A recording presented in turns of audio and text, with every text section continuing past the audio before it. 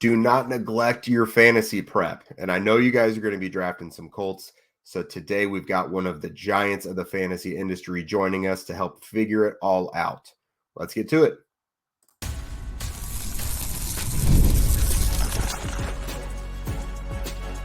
You are Locked On Colts, your daily Indianapolis Colts podcast. Part of the Locked On Podcast Network, your team every day. All right. Thanks for tuning in and making us your first listen of the day. This is your daily podcast covering your Indianapolis Colts, part of the Locked On Podcast Network, your team every day. And today's show is brought to you by our friends over at Gametime. Go and download the Gametime app, create an account, and use code LOCKEDONNFL for $20 off of your first purchase. Terms apply. What is up, y'all? This is Jake Arthur of HorseshoeHuddle.com, your media member covering the Indianapolis Colts. And today, like I said, we are joined by a giant in the fantasy football industry. It's Michael Fabiano of Sports Illustrated. I started following Fabs way back when he was at NFL.com doing his weekly start and sit. And even though I consider myself pretty good at fantasy, he's been my go-to fantasy guru ever since. We all need our guys that are still our sounding boards that we got to kind of bounce our ideas off of. So we're going to have a great chat with him. And then we're just going to kind of go over some housekeeping, some quick news and notes pertaining to the Colts. So first and foremost, the Colts canceled their training camp schedule announcement party that was planned for Westfield. Some, maybe rocky weather coming into the area tonight. They've canceled the on-site deal, but they're still going to do it online at Colts.com at 6 p.m. So bummer we don't get to go out there for that. I was going to be out there maybe meeting some of you guys. But we'll have it covered for you here on HorseshoeHuddle.com. And then Zach and I tomorrow are going to put together a show kind of showing what we think are the high points of the schedule. You've got your joint practices with the Cardinals and Bengals. There's going to be some night practices. So we'll kind of just go over our main thoughts on the training camp schedule, some things we're looking for and things like that. So again, like I mentioned, fantasy time. It is time to get ready for our drafts. The Dynasty rookie drafts are already well underway. Redrafts, especially like for your home leagues and stuff, it's going to be rolling full steam heading into August. So, don't cram all at that time. Use this boring part of the NFL calendar to figure out what to do. And again, your Colts fans, it's ingrained in all of us. We're going to draft guys from our home team, whether it's smart or not, but maybe we can get you the proper spots to where you can actually pick those guys up. Just kind of going over some quick notes with you guys from Fabiano before we get into the chat. So I think one of the most interesting things is where do you put Anthony Richardson in terms of quarterback rankings? So Fabs has got him 6, which I think is nice. I'll get into more details on that later, but in general, you kind of have to give Richardson the benefit of the doubt. He's healthy right now. Chris Ballard said he's going to be full go for training camp. I know everyone's chief concern is the injuries, but he's not injured right now. So if it happens again, we'll go from there. But right now, he's healthy. So it's not currently a thing. Jonathan Taylor is running back 6, which on the surface maybe sounds a little low because in reality, he's probably better than the 6th best running back in the NFL. But this is fantasy. When you go over it, there's a few guys around the league who have a high percentage of, touches from receptions and carries. They get a lot of yards from scrimmage, a lot of touchdowns from scrimmage. Taylor does too, but he's got the injury thing too. People have to see it before they believe it. Luckily, week 18 against the Texans, he exploded against them. So we've seen that he is still that dude. Going on to the receivers, that one's a little harder to gauge because you got one, dominant target, and then the rest you don't really know what to do with. So Michael Pittman is 16th, which from a PPR perspective, I think that's pretty good. Josh Downs at wide receiver 58 and A.D. Mitchell at 74. Fabs in our chat said, he doesn't really think Alec Pierce is a viable option right now, which is fair. Because he has a very niche role, but he's not going to be a high target in that. You can't really count on that from a fantasy perspective. Matt Gay, the kicker, 11th, which is pretty good. Again, we'll go into a little further detail there, much to Zach's chagrin. And then the Colts defense 12th, which that one you might be saying that's kind of sweet because, the Colts may give up a lot of yards and points, but in fantasy, it's based on big plays, and the Colts can't do that. So, let's go ahead and get into this. Again, Michael can be found at si.com, driving the fantasy ship. He's also one half of the Believe Fantasy Football Show alongside Lindsey Rhodes. They're a great duo. I've been on with them a few times before on their Believe show and also on the radio show, The Fantasy Dirt. So here in a second, we are going to dive into our chat with Michael Fabiano. Passion, drive, and patience. The formula for winning championships is also what keeps your ride or die alive. eBay Motors has everything you need to maintain your vehicle and level it up to peak performance. Superchargers, roof racks, exhaust kits, LED headlights, a bunch of other stuff I know nothing about. Whether you're into speed, power, or style, eBay Motors has got you covered. With over 122 million parts for your number one ride or die, you'll always find exactly what you're looking for. And with eBay Guaranteed Fit, your part is guaranteed to fit your ride every time or it's your money back. Because with eBay Motors, you're burning rubber and not cash. With all the parts you need at the prices you want, it's easy to make your car the MVP and bring home some huge wins. Keep your ride or die alive at ebaymotors.com. Eligible items only. Exclusions apply. eBay Guaranteed Fit only available to U.S. customers. All right, Fabs, thanks for joining us today. And this is, of course, the dead part of the NFL season, if there is any dead part. And, for guys like us, that means fantasy time. You got to gear up for, your home league. That's going to be starting up. It's draft at any time. So you have always been my favorite source for fantasy knowledge. So, thank you. Of course. And I was scouring your rankings and everything. And the entire Colts offense and the fantasy value of a lot of players kind of hinges on that quarterback spot in Anthony Richardson. So I see you have him at number 6, QB6. Is that right? Yeah, I love the kid. I mean, it's hard not to, right? Every fantasy analyst out there is going to have Anthony Richardson listed as a breakout player for this year. Why? Because in the 3 full games that he played last year, he was phenomenal. He can run with the football. That's huge in fantasy. And he's got the skill set that we love, right? He's a guy who he showed that. He only played, 3 full games, but I think he started to show a little bit of what he could do as a passer. And certainly the stats that he put up as a runner were impressive. Now, does he come with risk? Absolutely. Because the one thing that we're worried about is what? Injuries, durability, style of play, conducive to getting hurt again. We don't want that. Obviously, we don't want that. And what's funny to me, and I mean, I'm looking at Anthony Richardson. I'm looking at the skill set. If he goes down, your backup quarterback is completely different. Like, you go from a guy who's like, you could run design plays, design runs and RPOs. And then you got Joe Flacco, who's, 100 years old and can't move. Right. But I honestly, I will say this. I don't hate it from a fantasy perspective. Why? Joe Flacco looked damn good in the last, 5 games of last season, and the Colts have a lot of weapons. Yeah. Michael Pittman, obviously. You're looking at Jonathan Taylor, and at least the passing game for the Browns last season, of course, Nick Chubb was out.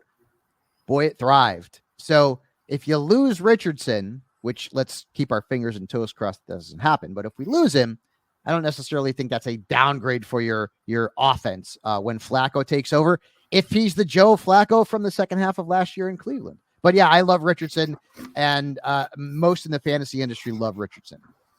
Yeah, I think you have to. It's obviously that balance between, is he going to get hurt? How much can you worry about that? But I mean, right now, as far as we know, he's healthy. Chris Ballard just said, he's going to be full go for training camp. So that's what we've got to go on. So that upside, of course, is crazy. But he's not got a highly heralded group of pass catchers, but there are some guys in there, and as a group, they can get the job done. Yeah. For you, how have you kind of sorted out this passing attack from a fantasy perspective of who, given the ADP, is really worth going for? Well, so first off, Pittman Jr. is going to be the only guy that's really prominently drafted in fantasy. And I remember last year, I was a little bit worried about him because of Richardson, not knowing what he could be as a passer. But if you look at the numbers from the 3 full games that Richardson played, Pittman was good. in fantasy. He was getting targeted a ton. So that concern is sort of out the window. And Pittman was a very good fantasy player last year. I mean, he wasn't elite, but he was very good. He was very consistent. But, some people are going to be like, well, they brought in A.D. Mitchell and, they've got Alec Pierce and they've got Josh Downs. And to me, I don't care about that stuff. I think Pittman Jr. is still going to be a very nice wide receiver too, from a fantasy perspective. And again, as I mentioned, God forbid Richardson gets hurt. I don't think there's a huge downgrade for Pittman when it goes to Flacco. Mm-hmm. And Flacco was awesome. Like, and again, it was a small sample size from the end of last season. And, obviously, Stefanski was able to throw the ball a little bit more with Flacco than he did with Watson, but I would not be concerned about Pittman Jr. if Flacco were the quarterback in Indianapolis. We hope that does not happen. Josh Downs too. Like Josh Downs, he showed some flashes last year, right? I mean, he wasn't like super consistent, but there was a few games that were like, this kid's got something, right? Not a big kid out of North Carolina, but still made some plays. And so he's a draftable asset. I think Mitchell, just because of the name, is probably a draftable asset, but I got to be honest with you. I don't think A.D. Mitchell is going to come in and put a huge dent in anybody's targets, especially Michael Pittman Jr. Pierce is not a draftable asset at this point. At tight end, I mean, maybe you throw a dart at Jelani Woods, but he's not a guy that I would be targeting as anything more than a late round dart throw, deep sleeper type in this offense. So I think there's certainly, you've got the alpha in Pittman Jr., and you've got some guys with potential like a Downs. And again, Mitchell, I don't see him seeing enough targets to be a consistently good fantasy receiver unless somebody gets hurt, but still certainly worth a dart throw somewhere late. Yeah, definitely an interesting group, because Mitchell, I think at some point he's going to usurp Pierce as that other starting outside receiver. Very possible, yes. Yeah. But Pierce is a pretty valuable part to their blocking scheme as well. He almost never, left the field. Now, Pittman missed a game, so this is primarily why, but Pierce had the most snaps of any receiver last year. So that'll be interesting for me to see how they work Mitchell in there, given how much they like Pierce to be out there. But I agree with you. There's really two receivers you can be somewhat comfortable with. Right. Kind of leads us to the next thing, and you went to it a little bit, was the tight ends. Is there anyone on the Colts that's kind of sneaky for you? I mean, with Jelani Woods, you mentioned, I think right now, most of these guys, until we see otherwise, are kind of streamers. Yeah, right. I mean, you're looking at, Kylan Granson. I mean, Mo Alley Cox is still there. Really, Woods is the only guy that I have any interest in, and really it's late rounds. It really is a late round sort of dart throw type of guy. If you're in a best ball league and you want a third tight end, maybe you throw a dart at him. That's really about it. But he hasn't shown anything. He's a big guy. Maybe he's going to end up being a red zone option there for Richardson this upcoming season. But we haven't seen enough from him to really make a statement that's solid one way or the other. He is or he is not going to make an impact. I think there's going to be games that he will. I think he could be a little bit touchdown dependent, but it's not somebody that's like on my radar as a player that I'm like, wow, late, like Ben Sennett in Washington is a player that I'm like, you know what? I think late, I'll take a chance on him because maybe he takes over for Zach Ertz at some point in Washington. He's a young guy. There are some other tight ends. I would have mentioned Juwan Johnson before he got hurt. There's some other tight ends out there that I'd prefer over Jelani Woods, but at least a name to keep in the back of your mind, especially if you're in a larger league. Yeah, he's definitely someone who last year he was pointed at for the Colts, watch out for him. And then, of course, had these kind of unprecedented hamstring injuries that I think he saw a specialist and they said they hadn't really seen his case necessarily before. So hopefully he can get right, because he is definitely a weapon for them. I saw you have Jonathan Taylor as RB6. Is he someone you wish you could have him higher? You're just kind of waiting, almost like Richardson with the injury stuff? The 6 is respectable, by the way. I don't want to make it seem like you're low on him. I mean, listen, 6 pretty good. It's pretty good, buddy. I mean, 5 guys better than him in the entire league at running back. That's pretty good. And the guys that I have in front of him, Christian McCaffrey's a no-brainer. Yeah. Bijan Robinson, now that he's I think he'll be a featured back in Zach Robinson's system in Atlanta. He's got Kirk Cousins. I think that's a no-brainer. Breece Hall was the number 2 running back in fantasy football last year. I think that's a no-brainer. And not for another, but Saquon Barkley, as much as I hate it because I'm a Cowboys fan, he was the RB13 last year. He missed time and he played in a lousy offense. Now he's going to Philadelphia, for Christ's sake. I mean, geez Louise. With that Eagles line. and Howie Roseman. boy, they get it right. That's what pisses me off about the Cowboys. I don't want to go off on a Cowboys tangent here. We want to stick with the Colts, but in the running backs in this scenario. But I mean, hell, Saquon Barkley is in a really good spot. Like, where could he have landed? Realistically, that would have been better than Philadelphia. I mean, I don't see anywhere. So, and then Jahmyr Gibbs, obviously, he's still somewhat of a committee back because David Montgomery's going to get his, but I think a lot of people fell in love with him in the second half of last year, down the stretch and into the postseason. Those are the only guys that I have ahead of Jonathan Taylor.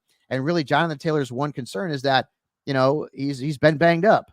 And now the specter of Zach Moss is gone. Like, who's your backup running back? I mean, is it Trey Sermon? Is it Evan Hull? I don't know. But I don't see either one of those guys putting a dent in Jonathan Taylor's touches. And they just paid the guy, a lot of money. So they're going to give him the football. So I think if there's one concern with Taylor, it's injuries. That's it. The talent we know is there. Yeah. I mean, I think the good thing that can give a lot of us confidence is the last time we saw him, he was going for like $170 or whatever it was against Houston. So he showed that old Jonathan Taylor is still there. So that's definitely good. Yep. But no, I'm with you. The last year and a half with the injuries and the unknown, there's just, again, there's so much that kind of hinges on Richardson's health, because having the threat of Richardson obviously opens things up for the other running backs, and there's just kind of a lot of dominoes that goes with it. But Fabs, I appreciate you joining us and giving us some insight. We'll have to have you on sometime again soon once fantasy season kicks up. Yeah, man. And by the way, the Sports Illustrated draft kit just got released today. Oh, okay. So we have, and it's going to be a live draft kit, as they say, where it's going to continually be updated and content will be added to it. And it's already got a boatload of stuff, all the nuts and bolts, the sleepers, the breakouts, the bust, the rookies, all the rankings, dynasty, otherwise, like, it's all on their strategies. So make sure you go and check that out over at si.com/fantasy. Absolutely. Fab's part of the SI family as well. We're with Horseshoe Huddle, so we'll be plugging the heck out of that as well. So again, thanks, brother. Yep. Thanks for being on. We'll see you soon. You got it. All right. Thanks again to Fabs for joining the show. Again, be sure to go to si.com/fantasy to check out that season preview guide that he mentioned. So let's dive into some of Fab's thoughts on these major Colts players here. So again, Richardson as QB6. Again, for me, my approach with fantasy, I normally try and look for these quarterbacks. If you're not going to get like a Mahomes or someone who's going to put up like the gaudy passing stats, then I typically try and look for a mobile quarterback who's going to do something on the ground as well. Get you 400 or 500 yards minimum, get some touchdowns. That's kind of what we're looking at with Richardson here. So again, we saw him in just 4 games last year. 2 of them he played basically full. He averaged 259.5 yards from scrimmage and had 5 touchdowns in those 2 games. And then in a 17-game season, he was on pace for 30 total touchdowns. So that's a really big season for him. You've got to think, when you mix in the rushing and the passing, that the guy is going to have a little north of 4,000 yards, at least from scrimmage, when you consider both. I think 30 touchdowns from scrimmage is very realistic when you factor in the rushing as well. So if you miss out on one of those top few guys that's going to put up the elite passing stats, go for a quarterback that's going to get you the points on the ground, especially if you're in a league that only rewards like 4 points for touchdown passes. I almost do this religiously when I'm in a league like that doesn't really reward passing touchdowns very handsomely. I almost always get a mobile quarterback because they're going to add those rushing stats, and rushing touchdowns will be 6 full points. So I think AR being 6th, if healthy throughout the year, I think that's very fair. There's going to be other guys that put up better passing stats, but when you factor in Richardson's ground game, I think that's going to be more than enough. Again, Taylor being 6th, I think that's pretty good as well. I think there's room for him to outperform that. The last full season we saw from him, 2021, he had one of the best seasons a Colts running back has ever had. And again, that's factoring in Edgerrin James, Eric Dickerson, Marshall Faulk. You can even throw Joseph Adai in there. He had some big performances as well. So Jonathan Taylor, we know, is special when he's healthy. And again, he doesn't have the ankle thing. He doesn't have the contract thing. He doesn't have the thumb thing. Like, as far as we know, Anthony Richardson is healthy, and his running back, Jonathan Taylor, is healthy. And together, this whole thing that fans and the team has hoped to see come to fruition, this dynamic duo, we might finally see that. Those guys are going to open up so much for each other.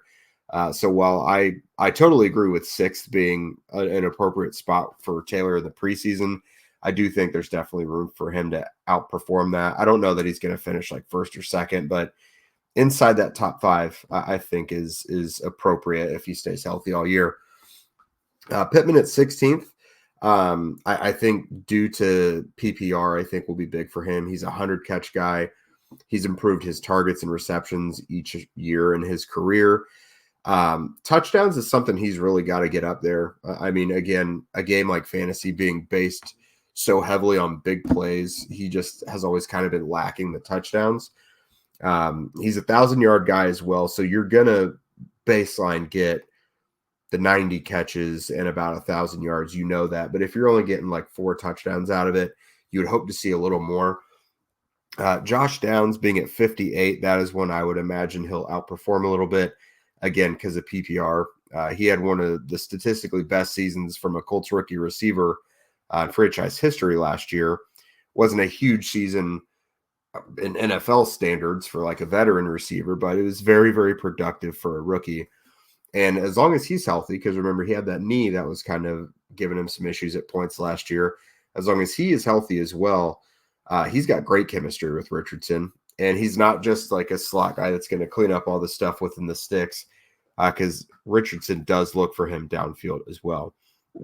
And then A.D. Mitchell being at 74, that's fine. You kind of have to give these rookies who you don't know exactly what their role is yet, you kind of have to shove them down the list a little bit. And so being at 74, that's fine with me. Mitchell, I think, is going to be the primary other outside receiver opposite of Pittman at some point. I don't know how long it's going to take because Alec Pierce does have a role on the team, and it's hard to take him off the field because he does play such a big role as a blocker. But at a certain point, like if Mitchell looks really good and the opportunities he's given, how much can you hold off a playmaking receiver in favor of a receiver who's just really good at blocking? You know, that's not to downgrade what Pierce can do in the passing game either, because like he is a big play threat as well. But it looks like Mitchell probably has a higher ceiling and could probably do a little more than Pierce. So until we see otherwise, I would put Mitchell down there around 74 as well. That's fine. I think, you know, at some point, if you're going to draft Mitchell, he's one of those guys you could take in the last couple rounds to fill out your bench, you know, take a flyer on him in case, you know, God forbid there's an injury or something, or he develops a bigger role. I think that would be fine. But yeah, I wouldn't rush to draft Mitchell. I know he's going to be a popular pick amongst Colts fans, but I would be a little patient there. Now for two other positions that you wait until the end to address, Matt Gay being 11th at kicker, and then the Colts defense being 12th. So Gay, I think as long as he proves he's healthy, he had that lower body, you know, mid to lower body injury during the season that in the latter half of the season caused him some issues, missed some kicks uncharacteristically. But he still had one of the best seasons that a Colts kicker has had in recent memory. You know, going back to prime Adam Vinatieri. Now, I know the late season misses kind of spoiled that a little bit, but don't get it twisted. Matt Gay is a really, really good kicker. He had 9 weeks where he had top 10 finishes last year throughout fantasy scoring. A lot of those were top 5 as well. So when it comes to fantasy, I think Gay's a very safe kicker to get. Again, he kicks indoors as well. He has another division game against Houston where he's indoors. So Matt Gay gets a lot of good opportunities there. And then the Colts defense, again, not great statistically in yardage and points, but they did have 51 sacks last year. That's top 5. Again, fantasy for defenses, it doesn't, points and yards just really don't matter. It's all based on big plays. So it's a team that gets 51 sacks that just added Latu to that. And a lot of those sacks are coming from guys who are still young and ascending. You got Kwity Paye, Dayo Adengbo, guys like that who are still young and getting better. And DeForest Buckner doesn't look like he's slowing down. In fact, he's been a bit banged up the last year or so. So if he's healthy, that's great. You got Samson Ebukam, who's not young by any means, but, if he just does what he did again last year with 9.5 sacks, that's really productive. So you add Latu onto that, the best pass rusher in the draft, and shoot, you can think that number's probably going to get better, or at least the pass rush will. And even if the sacks don't go up, if the pass rush is more consistent and they're harassing quarterbacks, that's going to lead to bad plays and, misjudgments by opposing offensive players, leading to more big plays. Like the Colts had 24 takeaways last year, way closer to the top than it was the bottom. When you look into like teams tying for the same numbers of stuff, it averages out to being roughly like the middle of the road. But again, it's much higher to being among the most in the league. They had 3 touchdowns off of interceptions, and they had a punt block touchdown. So between special teams, which counts towards this, the touchdowns, between special teams touchdowns and defensive touchdowns, it's really volatile and you can never count on it. But historically, the Colts have shown that they can do it. Like they always put points on the board defensively and with special teams. They've just got good players that can do that, blocking punts and kicks and things like that. And you can never go into a draft strategizing that because, again, it's not something you can count on. But it's definitely something to keep in the back of your mind that the Colts do have a history of creating those big plays kind of out of thin air, it seems. So that is it for us today. Again, I mentioned Zach and I will be with you guys tomorrow talking about the training camp schedule, kind of the highlights from that, what we think are the things to really focus on. And don't forget, Locked On has launched the first ever national sports 24/7 streaming channel on YouTube. And now it's also available on Amazon Fire TV and the free Fire TV channels app. Locked On Sports Today is here for you 24/7, covering the top sports stories of the day with the local experts of Locked On, plus our national shows that cover every league. Find Locked On Sports Today now available on the free Fire TV channels app. And if you don't already, make sure to follow at Locked On Colts. At Locked On Colts, at Jake Arthur NFL, and at Zach Hicks 2 on Twitter. Locked On Colts also has an Instagram and a TikTok now as well. So please follow those, get those numbers up because we want to bring you guys good content. Also, please be sure to subscribe on YouTube and wherever you listen to podcasts. Would love your 5-star ratings and reviews as well. This is about to be over. So as soon as this is over, just pop that 5-star review button for us. And with that, we will see you guys tomorrow.